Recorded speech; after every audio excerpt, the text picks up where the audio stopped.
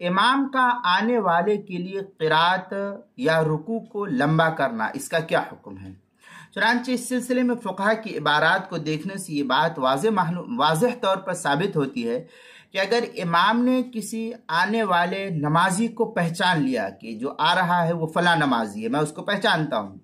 اور اس کی خاطر قرات کو یا رکوع وغیرہ کو لمبا کیا ہے، تو ایسے شخص کے لیے امام کا قرات کو لمبا کرنا، اس کو فقہا نے مکروہ تحریمی لکھا ہے۔ اور اگر بغیر پہچانے امام نے رکوع کو لمبا کیا تو پھر اس سلسلے میں رکوع کو لمبا کیا یا قرات کو لمبا کیا تو کوئی قباحت لازم نہیں آتی، لیکن اتنا زیادہ لمبا نہ کرے کہ نمازی جو پہلے سے نماز پڑھ رہا ہے وہ اکتا جائے اور لوگوں کو پریشانی کا سبب بن جائے، لوگوں کی پریشانی کا سبب بن جائے، اس کو فقہا نے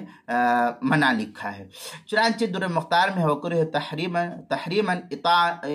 اطالۃ رکوع او قراءۃ لادراک الجائی ای ان عرفہ والا فلا باس به۔ آگے فتاوی شام میں ہے لیکن یطول مقدار ما یثقل علی القوم بان یزید تسبیح و تسبیحتین علی المعتاد۔ اس طریقے کے بعد در مختار شامی جو زکریا بک ڈپو دیوبند کا ہندی نسخہ اس کی دوسری جلد صفحہ 198 اور فتاوی شامی جو بیروت کا چھپا ہوا نسخہ اس کی دوسری جلد صفحہ 175، کتاب المسائل پہلی جلد صفحہ 377 پر اس کو نقل کیا ہے، وہاں دیکھ سکتے ہیں۔